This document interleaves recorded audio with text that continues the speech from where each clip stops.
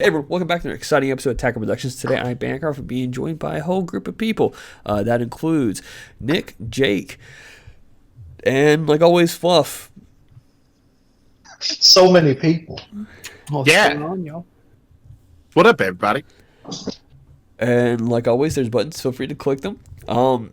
Today's matchup is me versus Nick. Nick is playing Surge Broly, while I bring out the Set 12 Slug finally for a recorded match. And I will say, I did choose to play this before the night started. Yeah. Whatever. Like the time I was like, oh, of course you picked the only thing that like will screw me over. Yeah, but did it really though? Well, we'll find out as we watch this matchup. Say, does Brawly Surge screw Slug over? Broly Surge has, or Red in general, has the ability to practically neg my field constantly. So even if I have Yeah, the 3-drop wings on board who cannot be KO'd by, your Slug army cards cannot be KO'd by skills, negging is game Can mechanic. be neg. Yeah. You'll see it. Like the majority of this game is I'm going to build a board. All right, now the board's gone. All right, now it's my turn to build a board. Oh wait, the board's gone again. It is definitely a back and forth of trying to build and losing your board. I will. That's how you got to beat Slug. Yeah. So my Broly Surge, pretty straightforward. I mean, pretty old leader at this point, but I just really love the red-green multicolor stuff. So uses a lot of Arrival with the SSB Gogetas and the Champavirus. Also uses Alliance with the Piccolo Jr. And I use Liquor and Quorum because I really like to dig that card. And the great deck. I like it a lot. It does. I consider it like the king of removal because I'm able to neg, I'm able to KO, I'm able to ignore barrier in some instances. So I do a lot of spot removal, and that's why one of the big reasons I like the deck is you play a card, you get rid of it your turn. And I will say, Nick, you played that turn one perfectly. So one of the key things about Slug is that I need my opponent to have 7 cards in their hand. So typically on first swings, both you and your opponent draw a card, and your opponent typically takes the hit. But Nick's played against Slug before. He knew what to expect, and he decided to combo a card off, so that way you had 6 cards instead of 7 in hand. So I could not play my Unison on turn 1. Yeah, I was able to finesse you pretty readily throughout this game. There was a lot of cards in hand, and I knew how important it was for your engine to go off just based on my hand. So I was trying a lot, and one of, I think, my biggest mistakes in this matchup is I think I awakened way too late in the game. Because on Broly's unawakened side, whenever you combo with a red or green card, you draw. So it was kind of bittersweet protecting my life, but at the same time getting cards back in my hand because that would just help Bangkok's engine go a little more. So it was a weird balancing act, and I don't think I played it through well enough. And here where I'm just starting to, and I think in previous games with you, I've noticed you decide to keep cards early on, then start getting rid of them. So I was like, cool, I'm just going to make him draw a bunch of cards this turn and hope he just keeps them. Yeah, one of the biggest things that I found when playing Broly Surge is draw power is very important. So having my opponent make me draw was awesome. I loved that. But it got to the point where I was like, oh crap, I'm having too many cards in my hand and not enough in my deck. So it was real important to put cards at the bottom at the end of his turn. I didn't want to do it, but it was one of those like, damned if you do, damned if you don't. But the lesser the evil is just to put the card back. And you can barely see it, but I keep a dice on the board to kind of to let my opponent know how many cards they're allowed to potentially put back after my turn's over with. And you and I had played a couple of games over the weekend, and I was playing Mecha Frieza and drawing a lot of cards and not taking full advantage of that. And towards the end of the game, I had to be very careful not to deck myself out. It gets tricky. It typically Slug, I think in my profile I mentioned like there's 2 ways for it to go. It's either I just get my opponent to draw a ton of cards, or I go wide enough against them where it just knocks them out. But in this situation, I can't go wide. Yeah, here's one of the big swingbacks. I was able to rival the Broly Tragedy Foretold, which is a really good linchpin for this deck. Because when it hits the board, it negs 2 cards 15k, ignoring barrier. So really good early pawn problem cards. Like you see a lot of cards with barrier early game, just gets rid of those completely. Then it also has some combo control with it too. So whenever your opponent combos, you can choose that piece, any combo piece that they pick, and then get rid of it. Really good for board control. And then since I necked a card, I also run SS3 One Hit Wonder, which is just a free beater, and then also a really good alliance target. So one of the biggest things I was doing with alliance was I wanted to make sure I had some body on board, something that I don't really care if I swing with, and the One Hit Wonder is perfect because this deck has a lot of negging power. So it's just a free 15k body that just adds 15k battle power to a big piece. It's really interesting to see this risk versus reward double-sided sword that Bancroft is playing here, because he's loading things into your hand to get his effects off, but it basically just opens you up to take full advantage of your arrival game plan, which is one of the ways that you can kind of beat Brawly Surge out, is if they get kind of an uncomfortable, awkward hand, but Slug just feeds it by giving all that. And like, you just had an explosive turn where you got to throw out a Champa, you got to throw out a Brawly, you got a one-hit wonder on field. And now Bancroft lost his entire field. He lost the Unison. He lost the 2 battle cards that he had. Though he is still at 7 life. You guys aren't doing much in the way of hitting each other's life. But this is a lot of back and forth positioning, like you said. And honestly, it's a match that to me shows you both know the decks you're playing against, and you both know the decks that you're playing. So it's a really interesting back and forth on this. Yeah, there's a lot of games where you can tell they're going to be a one-sided matchup, or if there's a deck you just don't know you're playing against, you have to play pretty carefully and stuff. I consider this game very much like a chess match. Like Bancroft has quite a few experiences with Slug. I have a ton of experience with Broly Surge, so we both know what we want to do. It's just, can we work around each other's strategies to egg out a win? And I love that 3-drop Slug. If it doesn't have Yeah, barrier, it KOs it.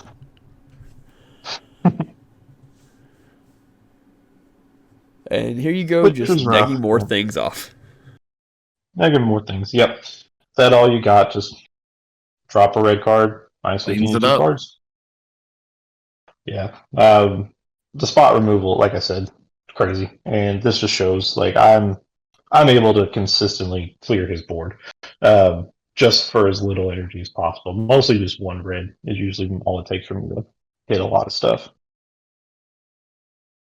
Karen Now- LaCroix is so good. Yeah, so I went ahead and just did Yeah. Shocking Death Ball instead, because he cleared my board beforehand, gave me the cards I needed in my drop to pull that off.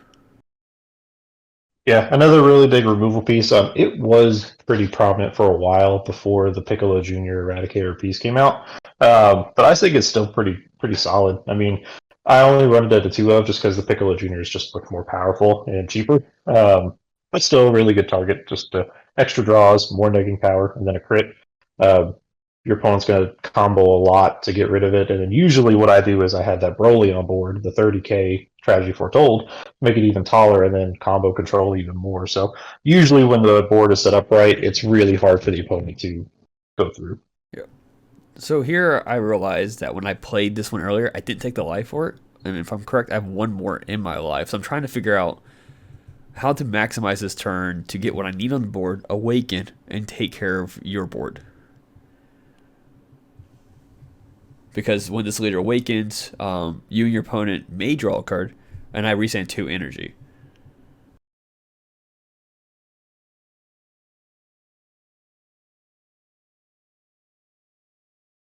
And then now here, I think I'm just thinking about stuff. Well, it's like trees and shit. I'm shuffling my deck right now because the Anzilla allows you to check top okay. 5 for a card. I pulled the Unison into my hand. So now you have an idea what's coming. Play another Mana Match, and you can see that I forget to put the token on board. And I think I do it 1 more time this match as well. And I think I called it out. Like, I think I passed turn, like, oh, I didn't put a token out. And then in another turn, I did it again. I'm like, I didn't do it again. But I did turn 1, so. And then at this point, I'm not going to say specifically what you were thinking, Bancroft, but I'm pretty sure you were like, you're not going to be able to keep a board. So your best strategy is just to make me just mill myself out. And I didn't realize that till it was a little too late because my deck was already thinning pretty handily, even with putting cards back in my deck. So essentially at this point, for me, it was just a race against time. And I was looking for my SCR to close the game out. But because that would just almost guarantee me the win if he was at 3 life. But I don't think I saw it until the very end, which at that point just hurt. But um, for me, it was just can I do enough damage? But yeah, and right here he picked up the 4-drop slug, and I was just expecting just to play it immediately. One of the other bad things with this deck is it doesn't have any unisons. It can't really fit one. I tried a couple times with like um, Demigra. I tried with the Jiren Red Unison. There's not. It really clunks, mostly because this deck has a lot of 1-cost combo pieces. So you really have to fix everything the right way, and a Unison is just really hard to fit in the deck. So just immediately kills me. And having my opponent have such a huge hand allowed me to play that 2-drop from my drop area for free, which gave me the ability to continue searching and taking care of things like that. So I swing the double strike crit at you for 35. Sorry, yeah, double strike crit 35. Expecting you to just either get rid of resources in your hand and then choosing if you want to keep bottom deck 2 more cards afterwards, or just take the hit. And you do choose, I think, to combo out. Yeah, I keep everything, which in retrospect I should have just taken the hit, because my leader ability is when I have 3 life, and I wasn't there for the whole game at all. So, and I had enough resources in my hand, and you were going to give me more resources anyway. So I was just worried about the crit, honestly, and that was the bad mistake. I should have just taken it. Oof. But I just yeah, realized. combo into 40. Okay, it's like you drew for the leader effect. Okay. Yeah. I thought you just drew for your super combo. Technically, but Oh yeah, Nappa technically. doesn't have a draw, but that's why Nappa is amazing in this deck because you get an inherent draw in the super combo effect, which is perfect. Yeah, I really think Nappa is one of the underrated dual color super combos.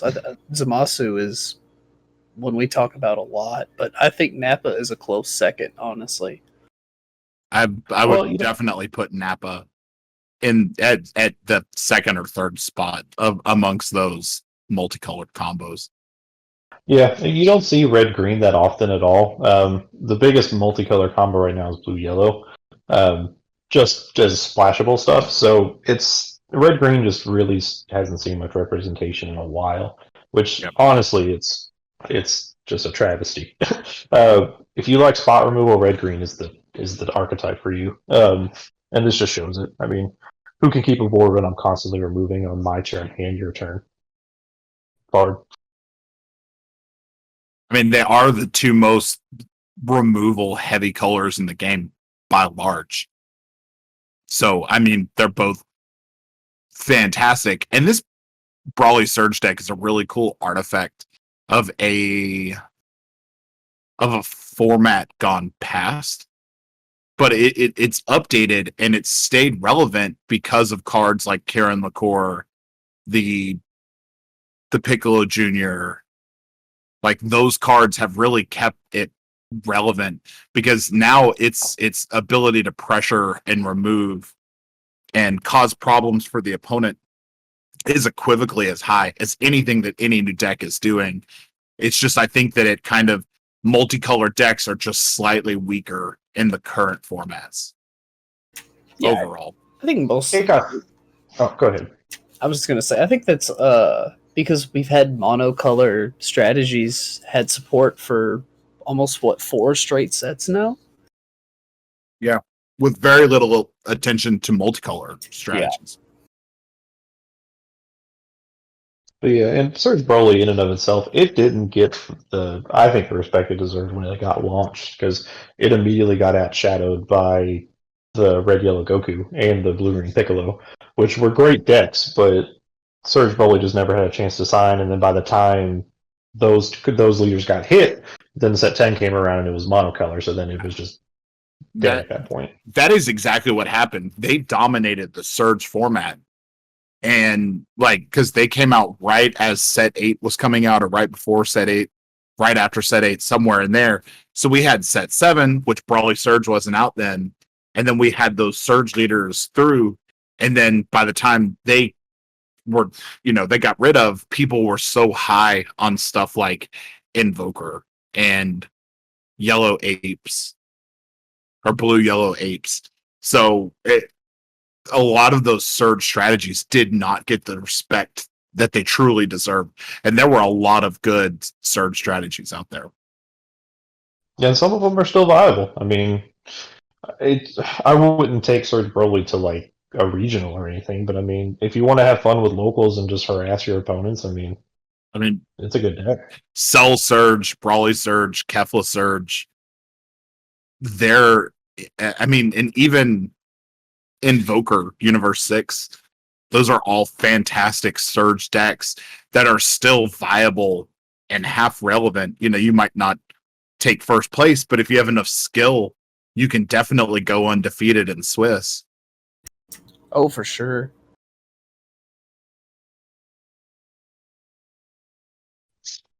And then at this point, he's cleared my board again, which fucking sucked.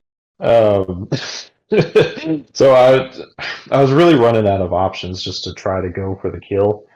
So I tried to play this turn a little bit safe, and I think that's one of the main things that cost me the game. I was just thinking, can I sneak a win, or can I survive another turn to go the next turn? And at this point, just trying to get more on board, just establish. So I hit him with it. And then I just want to just keep the board back up and then use my defensive options when I can. I think I had another violent raise in hand, so I was safe from the unison attacks, and I wasn't really too worried about that. I was worried about the -5, though. I wanted to keep my hands. So I think I made sure to at least get rid of one piece from him. What took so long to choose if I was going to counterplay that card or not was how much energy your leader restants. Because I was afraid, like, if it was a restand 3, I was like, he could potentially, if he decides to awaken and he draws the secret rare, he could play it. But you said 2, I'm like, okay, you know what? Yeah, kill it, get rid of that card. The secret rare wouldn't have got hit by Frieza anyway. Correct. It cost. But it let me know that I could successfully get rid of that card without having to worry about anything. Because I would have potentially could have kept it in my hand as a combo piece. No, because it would have lost combo power, right? No, sorry. It's a 5-drop, so I would have kept the card as a combo. I think it's less than 2 or less. The thing about the we're talking about the SS3 Scramble. Yeah. But the way that card works is if you combo with a 2 cost or less, I can pick any card that you comboed with and get rid of it.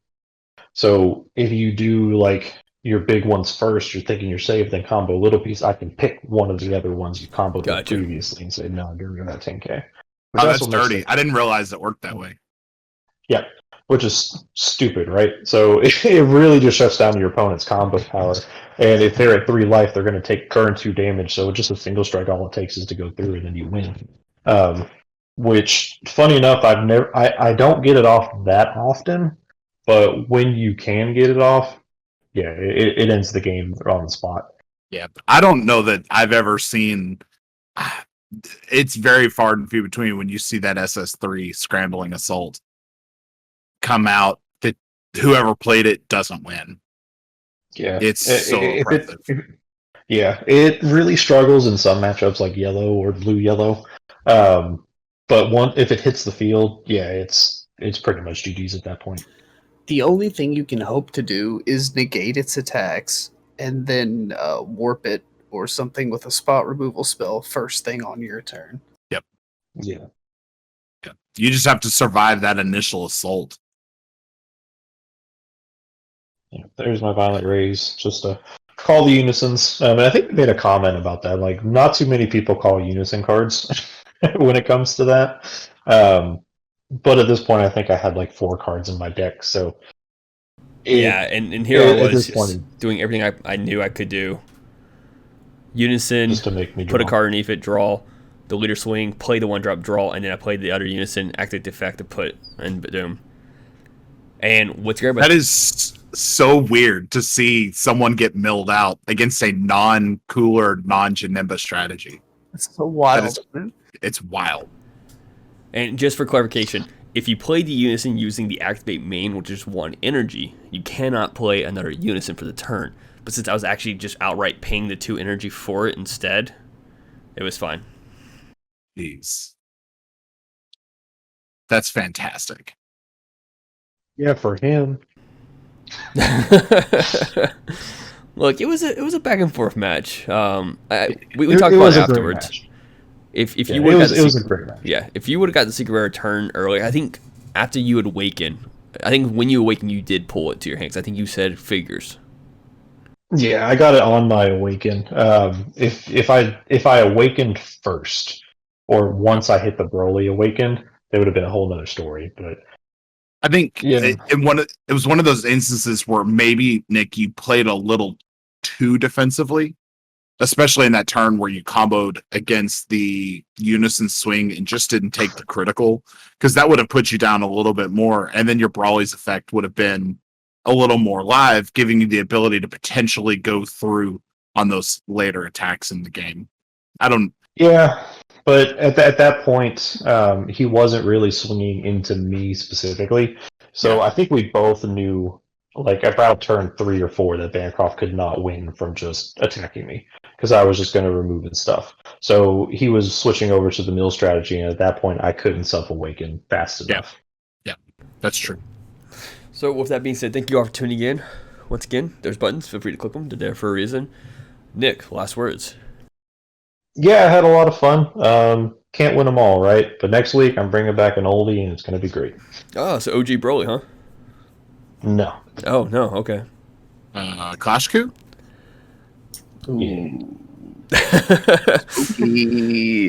Jake, last words.